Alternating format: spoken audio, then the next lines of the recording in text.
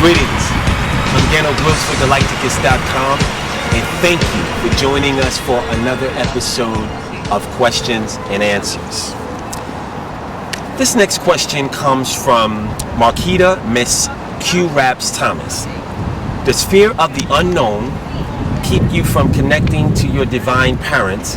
And what are some things I can do to get rid of the fear? Baby, you can't do that. The question is that when you have any fear, it does impede you and block your divine parents from connecting with you.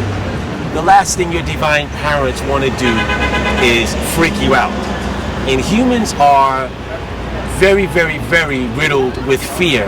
And that fear comes from all of the different kinds of mind control that exist in the environments. And what happens as a result, I have to do it. Keep it rolling. Sweetheart. You can't do that, baby. Now hold on a second. I just want to ask, what's your name? What's your name? Can I shake your hand? I want you to catch it. It's nice to meet you. It's a nice dress you're wearing. What's your name again? Ahana. It's nice to meet you. Hello. You want to say hi to the camera? Say hello. Hey. Okay. So, divine parents will wait for you to wake up. They will wait to see exactly what you're doing. Sometimes that takes place over a very long stretch of your earth time. Our parents are very patient, and sometimes it'll take an eternity. So the presence of fear is something that does not serve you well in anything. And I will also add to that, in the mystery schools of Lemuria, Atlantis, Kemet, even ages that we don't know anything about, there have always been the presence of mystery schools.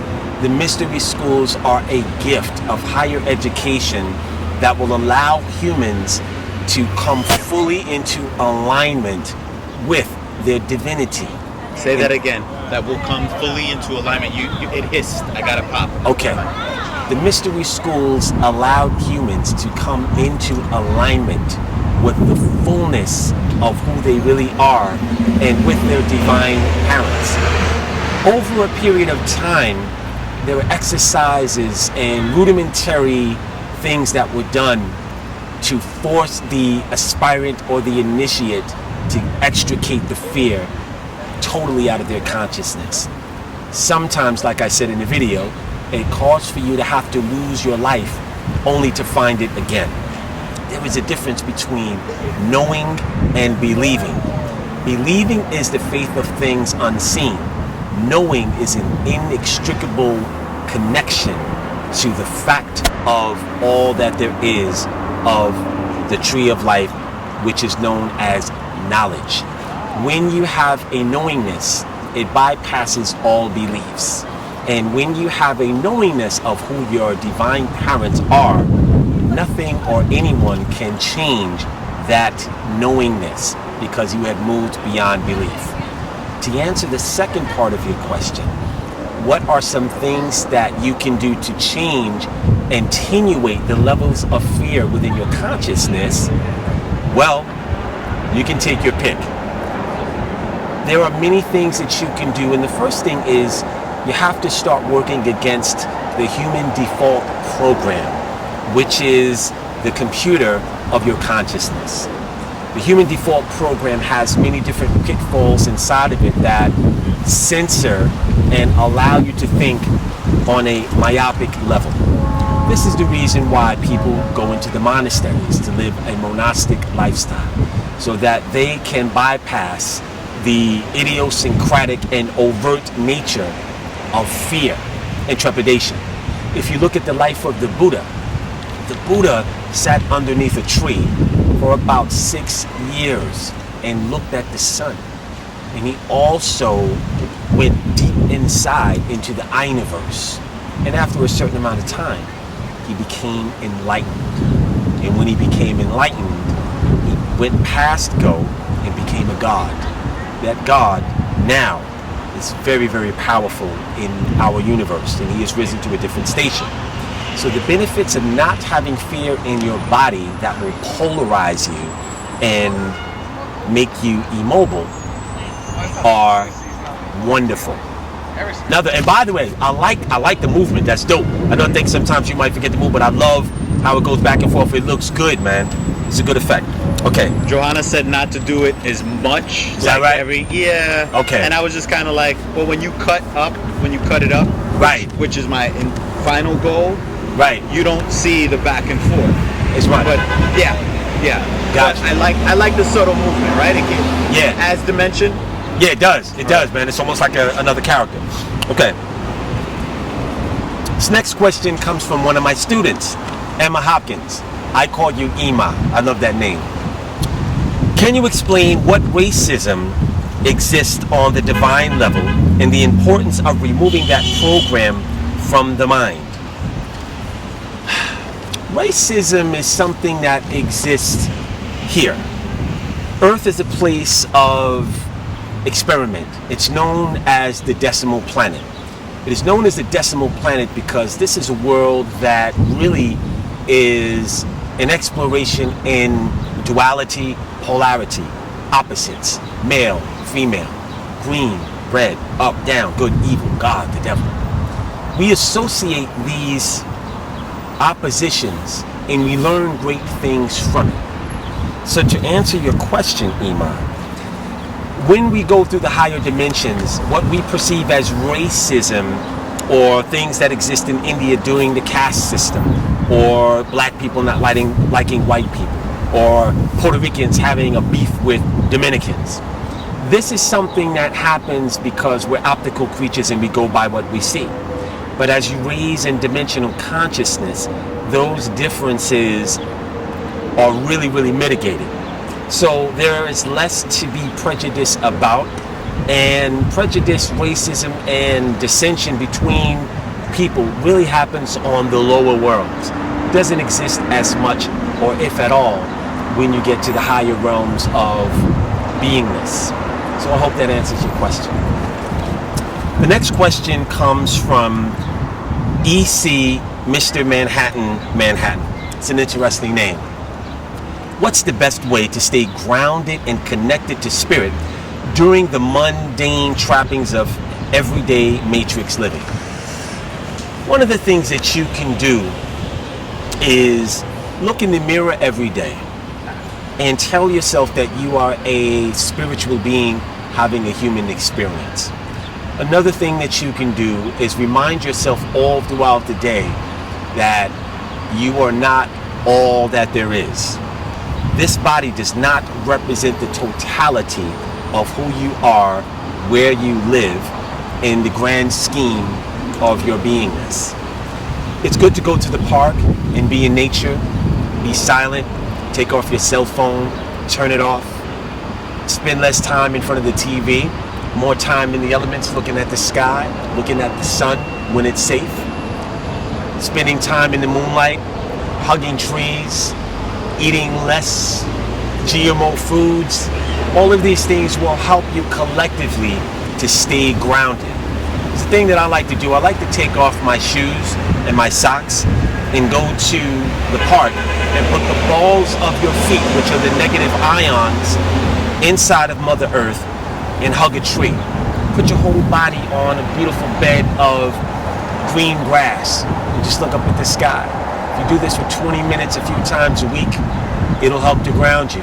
It's also important to realize that you are an infinite being with infinite potential. Start tapping into it. Do things to exercise that infinite potential. Take a different walk around the neighborhood. Take a different course when you're driving. Break the patterns of how you live. Challenge yourself on a regular basis. Read a challenging book that's 1,000 pages long. Give yourself goals and reach them. Give yourself short goals and major goals. This also too will ground you, because when you see the reality of the accomplishment of these goals, it helps to break you free from any kind of impediment. And I hope that answers your question. This next question is from Matthew Hezekiah. Is there a benefit to doing spiritual work during the night rather than the day? Okay, I'm glad you asked that question, Matthew. I like to call it spiritual interface instead of work. Work has a connotation of toil. Toil and extrication, wear and tear on the body, is something that you subliminally disdain. If you look forward to doing spiritual interface on a regular basis instead of calling it work, it is something that you will look forward to optimistically, and you'll have great results based on your baseline outlook on it. In terms of doing things, there is a benefit to doing things early in the morning. The early bird gets the worm. When you rise with the sun, you have more time during the day to be more accomplished. There are also benefits to doing things, obviously, with the phases of the moon. When the moon is new, when the moon is full, there are different things that provide you an extra spiritual benefit, especially if you're doing ritual, if you're doing hypernatural magic, which is something that I'm going to start teaching very soon. And you will have more of a resonance of fullness and completion based on those times. But in fullness, spiritual interface has benefits beyond the time of day that you exhaust the expenditure of your effort. The next question comes from Victoria Hickson. She asks, if you do not have a religious upbringing, nor are you following any religion in adulthood, but you're conditioned to believe in God or a higher being, but you're not sure, what happens to you in the post-mortem? She basically asks what happens when you die. That's a really good question. Well, everyone who incarnates in America, pretty much I can say that there is a baseline initiative to express spiritual freedom, or else you would not have brought yourself into being here in a place where we have freedom of expression. Souls that go to live in India or are born in India sometimes are cursed because they did something in another life, so they will bring themselves into a caste system so that they can learn the error and work out the inequity of their injustices in other lifetimes former. When someone is born into an Islamic faith, a lot of times they are prescribed to walk the Deen of Allah to give them the exercise in discipline and obeying the 5 tenets of Al-Islam. Usually that is a great school of piety and living a life of subservient to your sustainer of the boundless universe. So what happens post-mortemly when one dies and you don't know, it's really not an excuse, because everyone, and I'm assuming that you're talking about yourself, everyone has an opportunity to grow. And it's really analogous to getting a scholarship into an Ivy League school like Oxford or Vassar or, it's really analogous to getting a scholarship in a great institution of collegiate expertise like Morehouse College, Vassar, Brown University. If you are a student there, you really don't have the excuse of saying that you did not have an opportunity to take advantage of a wonderful education. You can't say that you were not exposed to an erudite curriculum. So that analogy applies to you. If you live in America, there is a plethora of beliefs, theologies, dogmas, religions, and power-based systems. You can take your pick. You are living in the belly of a cornucopia that is filled with all kinds of things for you to tap into. So it's really a miracle when someone is an atheist and they don't believe in anything. It's really hard to have that. I hope that answers your question.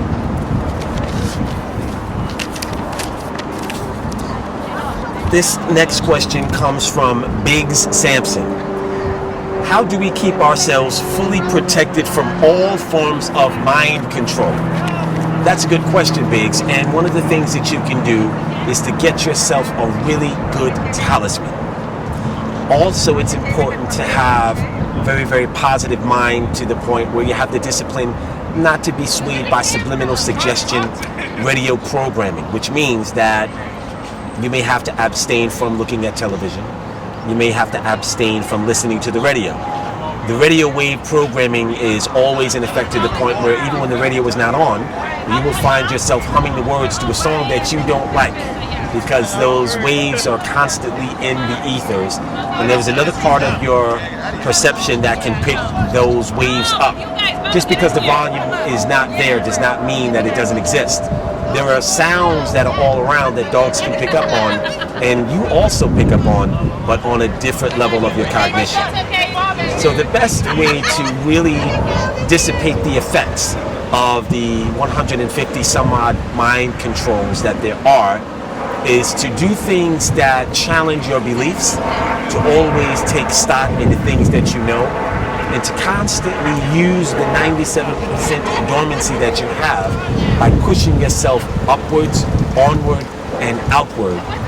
Always be in a state of growth, keeping an open mind, and doing things that would be friendly to your evolution.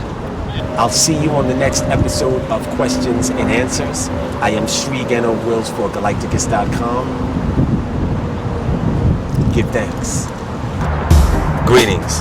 I am SRI Gano Grills for Galighticus.com, and I would like to invite you to the Angels, Gods, and Altars seminar that will be happening Sunday, June the 12th in Atlanta, Georgia. We'll be focusing on controlling time, how to get the most out of it, and teaching you how to work with the altar, how to get at the power of divinity that comes directly through the gateway of the altar. And lastly, money magic, how we deal with the finances of the forces that create good fortune within the universe. Lastly but not leastly, cord cutting. I will be cutting cords and giving everyone a fresh start energetically so that you can move unfettered by the energy of any of your negative choices. For details, you can go to Galighticus.com, and that's Galighticus.